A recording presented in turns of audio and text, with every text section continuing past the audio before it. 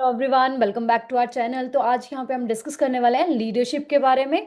तो लीडरशिप होती क्या है वो हम डिस्कस करेंगे।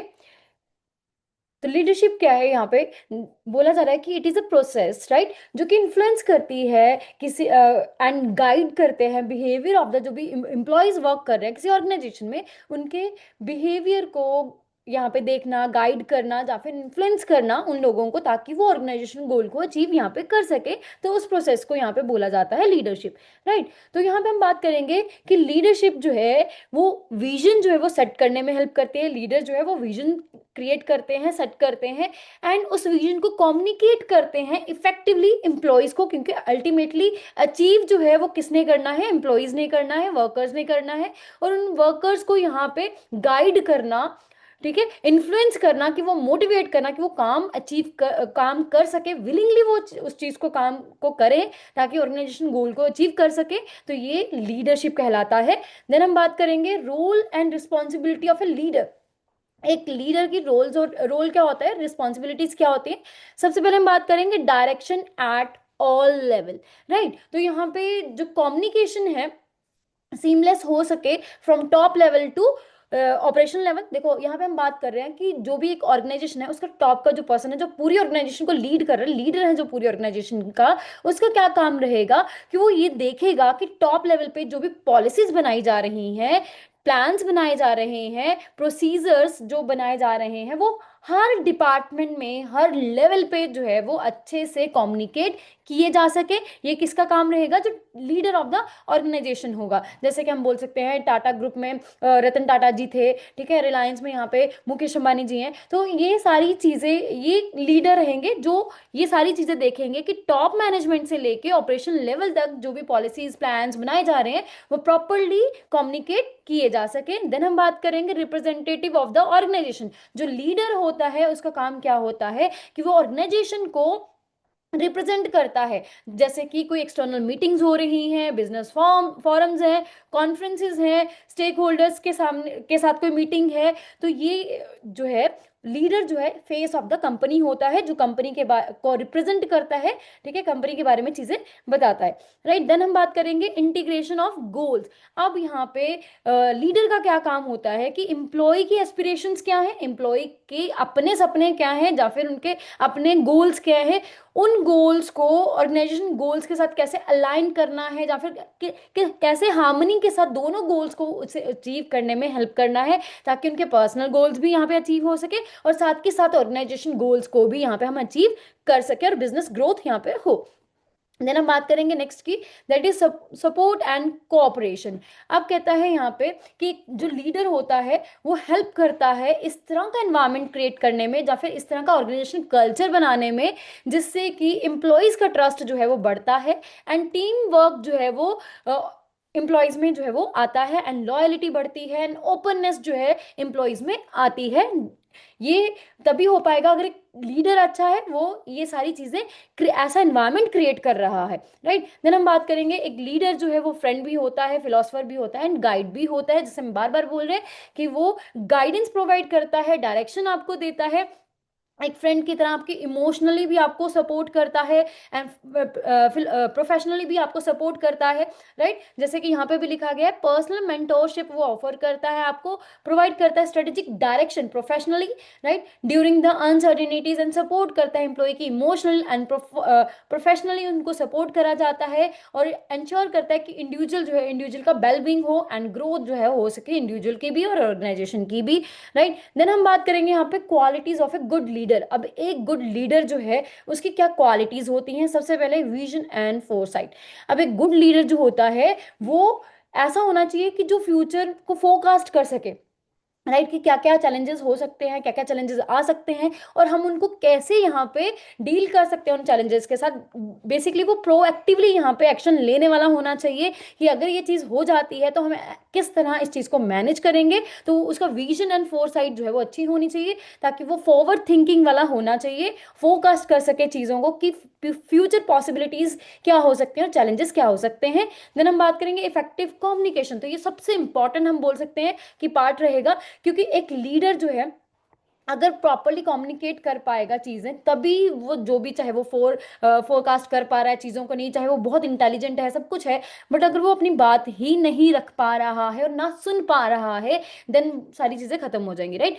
तो कम्युनिकेशन का मतलब यहाँ पे सिर्फ और सिर्फ अपनी बात कन्वे करना नहीं होता है। कम्युनिकेशन में यहाँ पे एक्टिवली लिसन करना भी होता है, कि गुड लीडर वही है जो अपने आइडियाज को क्लियरली एक्सप्रेस कर सके और दूसरों की बातों को, दूसरों के आइडियाज को एक्टिवली यहाँ पे सुने, और उस चीज पे उस चीज को सोचे कि यस, इनका आइडिया भी हमें अच्छा हो सकता है, हमें इसे इम्प्लीमेंट करके देखना चाहिए। मीन्स कि वो उनमें उनकी इन्वॉल्वमेंट भी यहाँ पे ले, अपनी अपने एम्प्लॉयज की भी, राइट। एंड कन्वे करें message with the impact is essential to unite and inspire team. Team को तभी हम इंस्पायर कर पाएंगे अगर प्रॉपर ये कम्युनिकेशन जो है वो टू वे हो पाएगा, राइट। देन हम बात करेंगे ऑब्जेक्टिविटी। अब जो एक लीडर है, गुड लीडर, वो इम्पार्शियल होना चाहिए, फेयर होना चाहिए, बायसनेस उस नहीं, मतलब बायस नहीं होना चाहिए, किसी के साथ वो फेवरेबल उसके रिलेशनशिप है, किसी के साथ अनफेवरेबल है, ऐसा नहीं होना चाहिए। एक लीडर जो है वो सबको इक्वल रखने वाला होना चाहिए, ताकि वो डिसीजन मेकिंग जो है उनके लिए इजी हो जाए, और ट्रस्ट जो है पूरी ऑर्गेनाइजेशन का बिल्ट हो सके उस पर, और उसके जो फॉलोअर्स हैं, जो उसके अंडर वर्कर्स वर्क कर रहे हैं। देन हम बात करेंगे टेक्निकल नॉलेज। यस, अगर यहाँ पे टेक्निकल नॉलेज की रिक्वायरमेंट है, तो उसकी अंडरस्टैंडिंग अच्छी होनी चाहिए, तभी तो वो अपने एम्प्लॉयज को यहाँ पे गाइड कर पाएगा। अगर उसके पास टेक्निकल नॉलेज नहीं है यहाँ पे, तो अपने एम्प्लॉयज को कैसे गाइड करेगा, कैसे इंस्ट्रक्शंस देगा उनको, राइट। तो टेक्निकल नॉलेज जो है यहाँ पे उनके पास होनी चाहिए। देन हम बात करेंगे नेक्स्ट, दैट इज रिस्पॉन्सिबिलिटी। एक लीडर जो है, चाहे वो उसका प्लान सक्सेस हो रहा है, चाहे उसका प्लान फेल हो रहा है, ठीक है, जो भी उसका टास्क था यहाँ पे, जो उसने अपने एम्प्लॉय से करवाना था, वो सक्सेस हुआ फेल हुआ, उसकी रिस्पॉन्सिबिलिटी लेने वाला होना चाहिए लीडर, ठीक है। मीन्स कि वो अकाउंटेबल यहाँ पे होना चाहिए, कमिटमेंट को पूरा करने वाला होना चाहिए, कि अगर कोई यहाँ पे प्रॉब्लम हो गई है, अगर वो प्लान फेल हो गया है, तो यस, वो लीडर यहाँ पे रिस्पॉन्सिबिलिटी ले, यस, कि हम यहाँ पे कमियां रह गई, इसकी वजह से ये प्रॉब्लम आई है, राइट। देन हम बात करेंगे सेल्फ कॉन्फिडेंस। तो एक गुड लीडर में सेल्फ कॉन्फिडेंस जो है वो होना चाहिए। कहते हैं डिसीजन लेने के लिए कॉन्फिडेंस की जरूरत है, कहते हैं confidence is once decision and action encourage करता है कि लोग उसको फॉलो करें, उसको रिस्पेक्ट करें। अगर उसमें कॉन्फिडेंस है तभी ये सारी चीजें होंगी, ठीक है, लोग उनको फॉलो करेंगे। देन हम बात करेंगे यहाँ पे एम्पथी। अब अंडरस्टैंड करना, जैसे हमने बात करी ना, लीडरशिप जो होती है, लीडर जो है उसमें एम्पथी भी होनी चाहिए, ताकि वो इमोशनली कनेक्ट हो सके अपने एम्प्लॉयज के साथ। तो वही चीज यहाँ पे बोली जा रही है, अंडरस्टैंडिंग एंड बीइंग सेंसिटिव होना चाहिए वो, ताकि वो इमोशनली कनेक्ट हो सके, इमोशनल नीड्स जो है अपने एम्प्लॉयज की उनको समझ सके, राइट। वर्क एनवायरनमेंट में वर्क गोल तो अचीव करना ही करना ऑर्गेनाइजेशन है, उसके साथ साथ उनको इमोशनली सपोर्ट भी देने वाला है लीडर होना चाहिए, वही एक गुड लीडर कहलाता है। देन हम बात करेंगे यहाँ पे कि 30 ईयर्स में 10 लाख से भी ज़्यादा बैंकर्स को हमारी वीडियोस एंड पीडीएफ की हेल्प से वो अपना जीआईबी, सीआईबी और बैंक प्रमोशन एग्जाम क्लियर करने में हेल्प मिली है। हमारी जो वीडियोस हैं वो यूट्यूब पे फ्री ऑफ कॉस्ट अवेलेबल है, बट अगर आप अपडेटेड वर्जन ऑफ वीडियोस चाहते हैं, तब आपको यहाँ पे NSTourSchoolOfBanking.com पे आना पड़ेगा। इसमें कोर्सेज सेक्शन पे आप आके जो भी आपको कोर्स चाहिए, जीआईबी, सीआईबी, बैंक प्रमोशन का, आप उस कोर्स को एनरोल कर सकते हैं। इससे आपकी जो एग्जाम को क्रैक करने की पॉसिबिलिटी है वो बढ़ जाएगी, क्योंकि अपडेटेड वीडियोस अवेलेबल होंगी यहाँ पे। तो हम कुछ क्वेश्चंस डिस्कस कर लेते हैं। सबसे पहला क्वेश्चन है, which of the following responsibilities of a leader directly contribute to the integration of individual and organizational goal. तो यहाँ पे ऑप्शन है, पहला acting as a representative of the organization in external forums, दूसरा है mentoring employees as a friend, philosopher and guide, third है align employee development with business objectives, fourth one is enforcing plans, policies and procedure across departments। तो yes, option B and सी यहाँ पे correct है। देखो बाकी भी रोल एंड रिस्पॉन्सिबिलिटी ही है leader की भी, बट यहाँ पे स्पेसिफिकली पूछा जा रहा था यहाँ पे integration of individual and organization goal में जो इंटीग्रेशन बनाता है वो कौन से पॉइंट्स हैं। तो जैसे हमने यहाँ पे बात करी थी कि एक्सटर्नल फॉरम में ऑर्गेनाइजेशन को रिप्रेजेंट करता है, तो इंडिविजुअल ऑर्गेनाइजेशन गोल को अलाइन करने की बात नहीं हो रही है, यहाँ पे इंटीग्रेट करने की बात नहीं हो रही है। तो मेंटरिंग एम्प्लॉय को एज ए फ्रेंड, फिलोसफर और गाइड के थ्रू यहाँ पे मेंटर करा जा रहा है, ताकि वो ऑर्गेनाइजेशन गोल को अचीव कर सके। तो ये पॉइंट यहाँ पे करेक्ट था। And align employees development employee की डेवलपमेंट करते करते बिजनेस ऑब्जेक्टिव्स को भी अचीव करना, ये भी यहाँ पे integration of individual and organization goal का ही पार्ट है। ठीक है, जो नेक्स्ट था एनफोर्स प्लान पॉलिसी, तो ये रोल है एक लीडर का, बट ये अलाइन नहीं है यहाँ पे अगर हम बात करें integrated of individual and organisation goals के साथ। देन हम बात करेंगे नेक्स्ट क्वेश्चन की, जिसमें बोला जा रहा है which qualities enable a leader to build trust and credibility within the team. पहला बोला जा रहा है objectivity in decision making, high self confidence, तीसरा vision and foresight, fourth one is empathy towards employee concern. तो yes, option A and D यहाँ पे correct है, क्योंकि यहाँ पे बोला जा रहा था कि ट्रस्ट बिल्ड करने के लिए, ठीक है, तो इसमें ऑब्जेक्टिविटी इन डिसीजन मेकिंग जो है वो करेक्ट रहेगा, एंड एम्पैथी अगर वो इमोशनली कनेक्ट हो पा रहे हैं तो उससे भी ट्रस्ट जो है वो बिल्ड होगा, राइट। जो हम बात करें हाई सेल्फ कॉन्फिडेंस, इससे वो आपको फॉलो करेंगे, राइट। विजन एंड फोरसाइट से जो है वो आप जो है फ्यूचर में क्या चीजें हो सकती हैं फोरकास्ट करा जा सकता है एक लीडर द्वारा। बट लेकिन जो यहाँ पे पूछा गया है बिल्ड ट्रस्ट एंड क्रेडिबिलिटी, तो उसके लिए ऑप्शन ए एंड डी जो है यहाँ पे करेक्ट रहेंगे। देन हम बात करेंगे नेक्स्ट क्वेश्चन की, जिसमें बोला जा रहा है vision and foresight, why is vision and foresight considered a fundamental quality of an effective leader। तो एक इफेक्टिव लीडर के लिए इसको एक फंडामेंटल क्वालिटी क्यों बोला जाता है? पहला, it ensure the leader can interpret existing policies accurately, कि एग्जिस्टिंग पॉलिसी को एक्यूरेटली जो है वो इंटरप्रेट कर पा रहे हैं। दूसरा, it enable anticipate the future challenges and guides proactive decision making, वो डिसीजन मेकिंग कर पा रहे हैं प्रोएक्टिवली।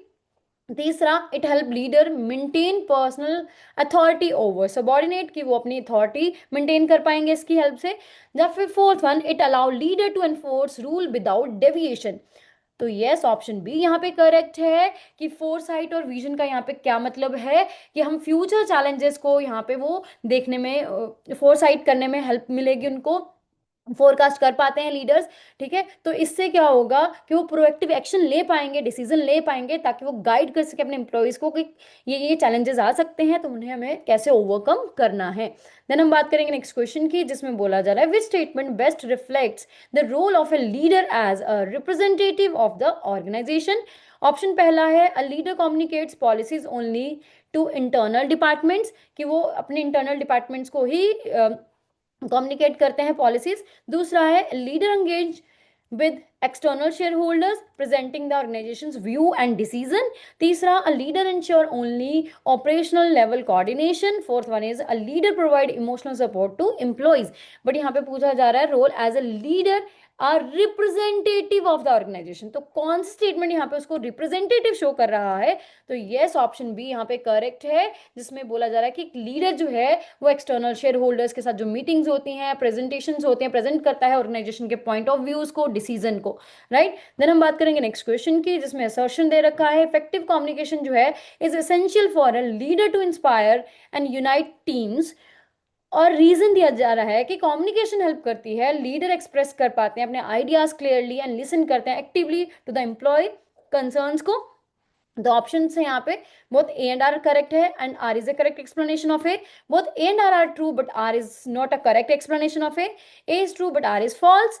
तो यस, ऑप्शन डी है यहाँ पे, A is false and but R is true. तो ऑप्शन ए यहाँ पे करेक्ट ऑप्शन है, that is both R true and R is a correct explanation of A. क्योंकि यहाँ पे क्या बोला जा रहा था कि इफेक्टिव कम्युनिकेशन जो है एसेंशियल है एक लीडर के लिए, ठीक है, टू इंस्पायर यूनाइट टीम, की टीम को वो यूनाइट कर सके, एक साथ रख सके। ठीक है, तो उसके लिए यहाँ पे क्या बोला जा रहा है कि वो अपने आइडियाज देखो, तभी वो टीम को एक साथ रख पाएगा जब वो अपने आइडियाज एक्सप्रेस कर पा रहा है प्रॉपरली और उनकी कंसर्न्स को सुन पा रहा है। ठीक है, तभी वो उनको यूनाइट करके यहाँ पे रख पाएगा। तो ऑप्शन ए यहाँ पे करेक्ट ऑप्शन है। So that's all, thank you very much.